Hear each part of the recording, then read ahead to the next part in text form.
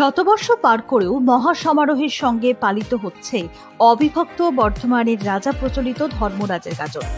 1881 খ্রিস্টাব্দে জন্মগ্রহণ করেন অবিভক্ত বর্ধমান জেলার রাজাধিরাজ বিজয় চাঁদ মহতাব।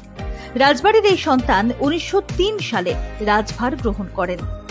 অবিভক্ত বর্ধমান জেলার মধ্যেই সেই সময় অন্তর্ভুক্ত ছিল শাল, পিয়াল, বট আর বড় বড় আম গাছ দিয়ে ঘেরা প্রাচীন জনপদ আমরাই গ্রাম।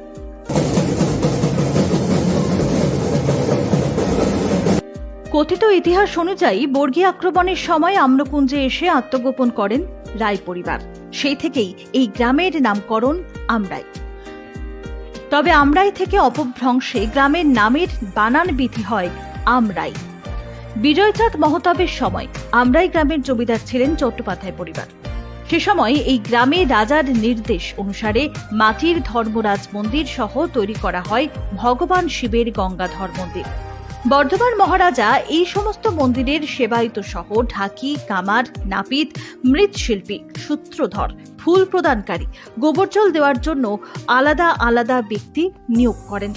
তাদেরকে পর্যাপ্ত পরিমাণ জমি দেওয়া হয় এই কাজের জন্য। সেই সময় থেকেই বুদ্ধ পূর্ণিমা তিথিতে ধর্মরাজের বাৎসরিক পুজোর আয়োজন হয়ে আসছে গ্রামে। মন্দিরে নিত্য পুজো হয়। ধর্মরাজের পাশাপাশি আমরাই গ্রামের বাউরিপাড়ায় গাছের নিচে সুন্দরাই, বাগদিঘরে বীরেশ্বর, ধীবরপাড়ায় বুড়ো রায় পূজিত হন। এই পুজোয় মাটির ঘোড়া আর পদ্মফুল দিয়ে অগণিত ভক্তবৃন্দ পুজো নিবেদন করেন।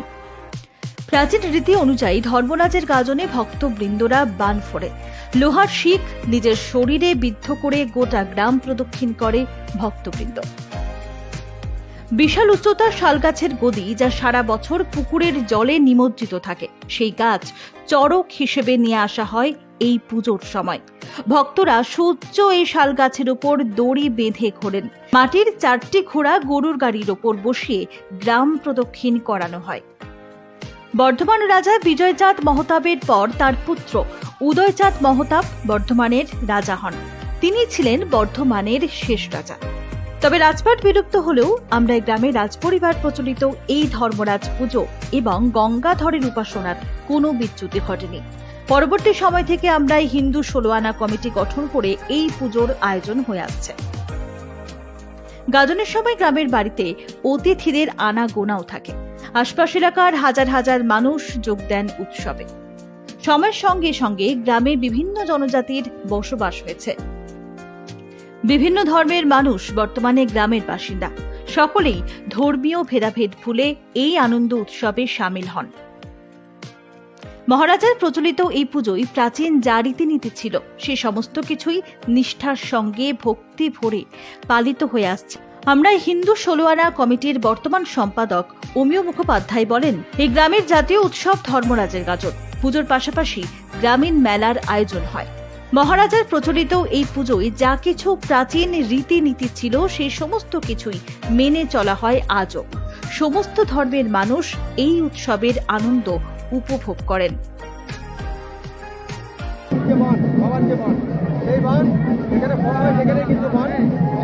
তারপরে এখন প্রতিদিন যেভাবে গাজন আমাদের বাড়ছে বা আমাদের জনসমাগম বাড়ছে, বাবার আশীর্বাদে পরবর্তী যে বানগুলি হবে এখানে ফোড়া হয়, সেখানে আপনারা নিশ্চয়ই দেখতে পাচ্ছেন।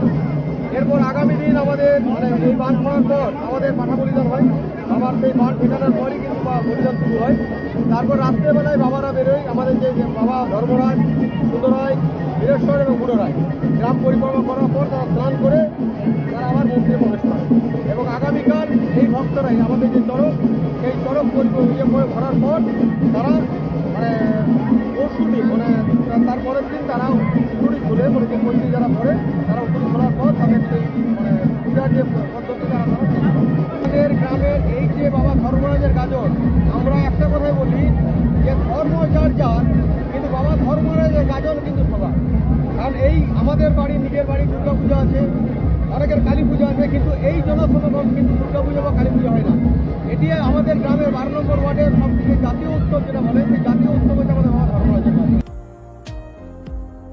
আজও বেঁচে আছে প্রাচীন এই প্রথা, বেঁচে আছে গ্রামীণ উৎসব।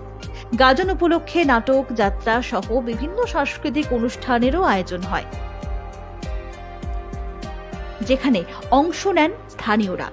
সব মিলিয়ে পুজোর কটা দিন চরম উন্মাদনা চোখে পড়ে আমরাই গ্রামে। Bureau report, news hunt.